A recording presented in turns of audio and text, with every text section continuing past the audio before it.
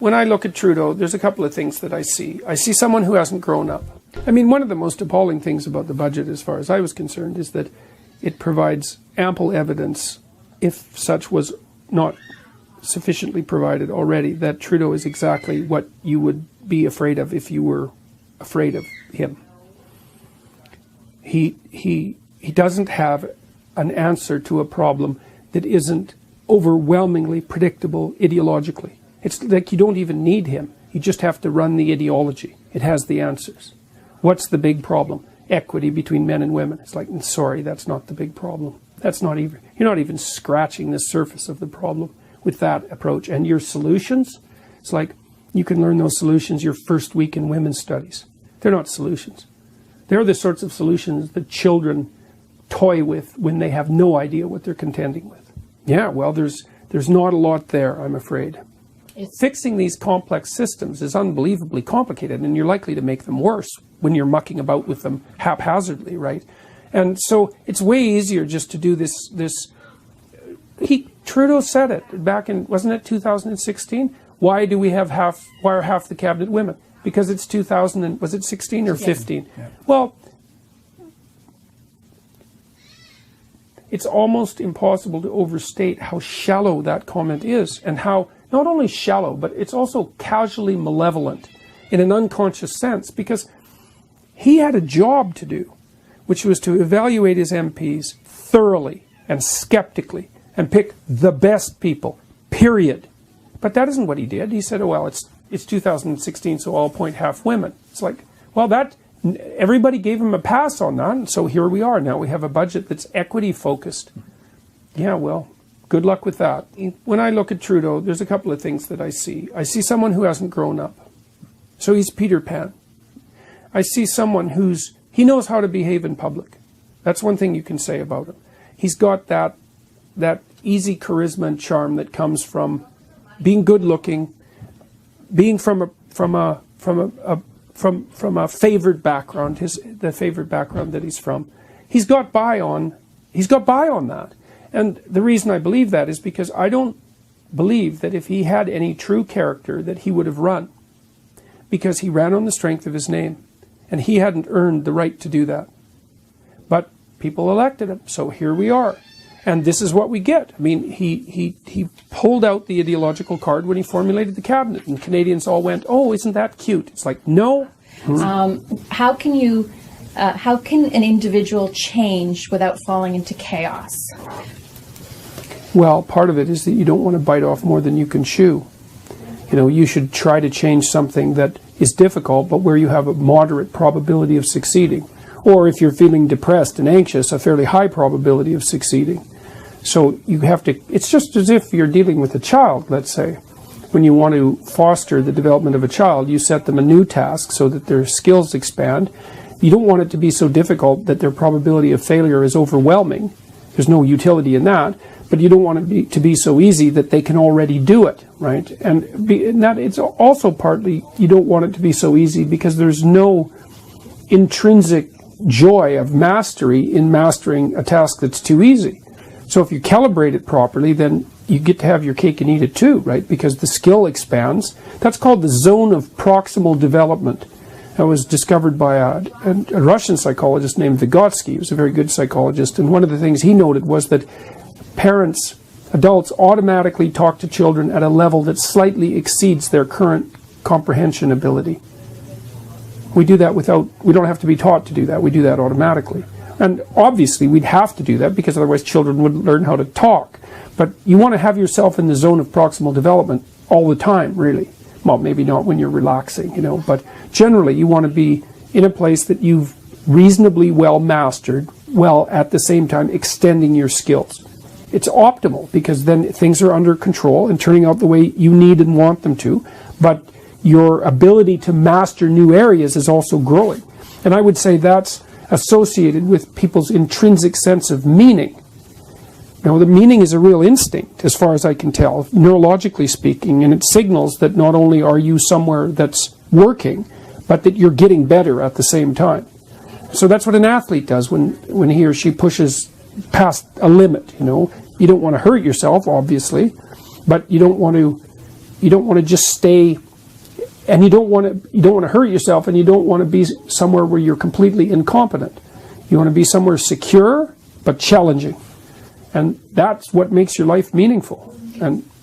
But perhaps that's an antidote to modern parenting that you're proposing. A lot of you talk in the book about how happiness is not a reasonable goal, not it's a shallow goal, because, well, the problem with happiness is that there's lots of times you're not going to be happy.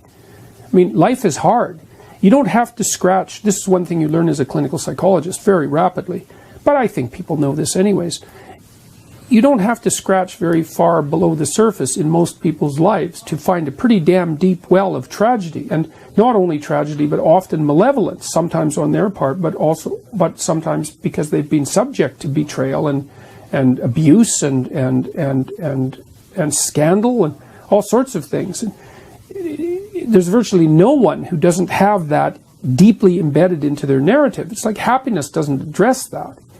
You know, you need a reason to keep you going when things are falling apart around you, because there's going to be a lot of your life where, you know, you have a sick parent, or you have a sick child, or your health isn't good yourself, or your marriage is unstable at the moment, or you're dealing with a financial crisis, or like, it's just one thing after another. Everyone knows this.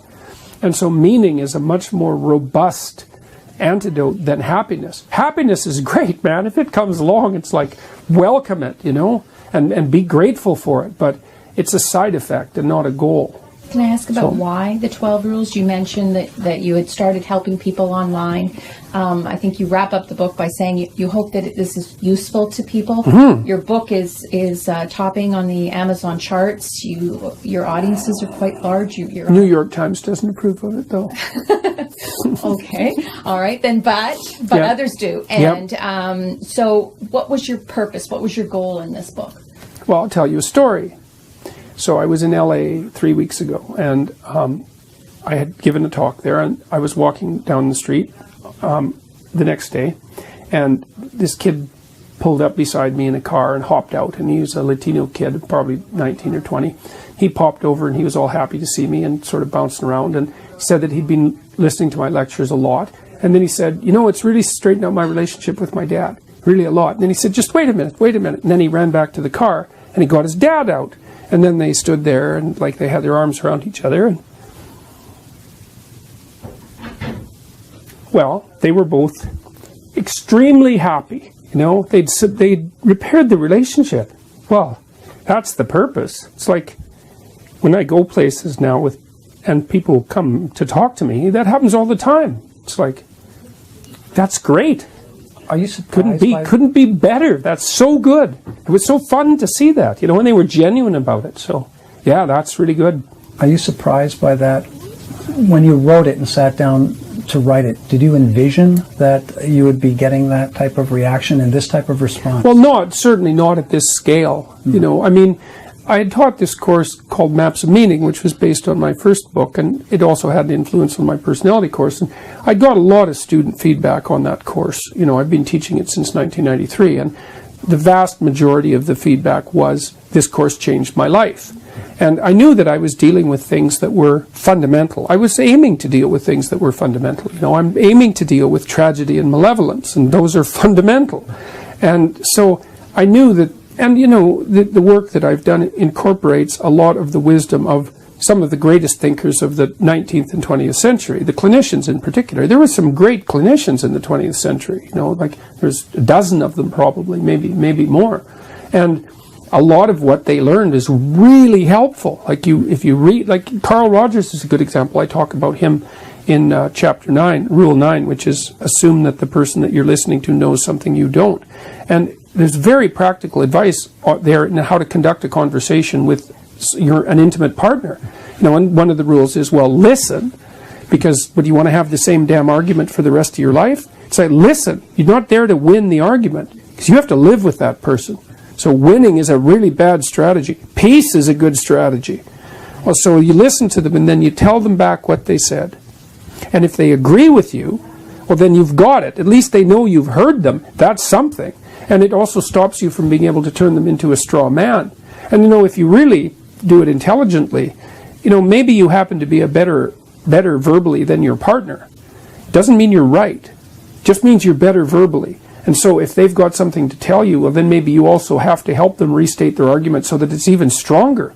You think, well, why in the world would I do that? And the answer is, well, you got a lot of days coming up, and maybe you don't want to have the same fight every day. You know, I had a client at one point who was spending about 45 minutes a night putting his son to sleep, 4 years old, something like that. And this is very common. And we did a little bit of arithmetic.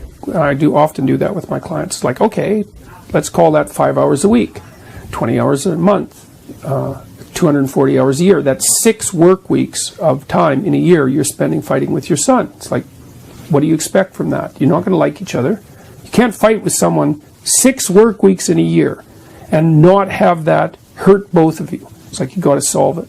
You got to figure out what the problem is. You got to make it go away.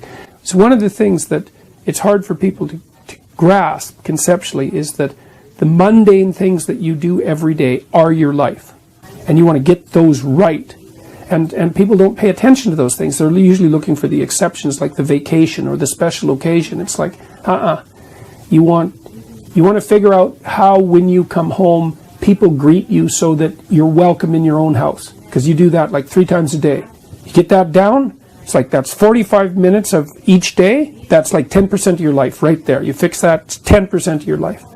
Meal times, things you repeat. You want to get those pristine. And that Carl Jung said that people in the modern world don't see God because they don't look low enough, which is he's so brilliant, such a brilliant idea. But it has to do with this willingness to contend with the hypothetically mundane realities of day-to-day life. Whatever happens day to day is not mundane.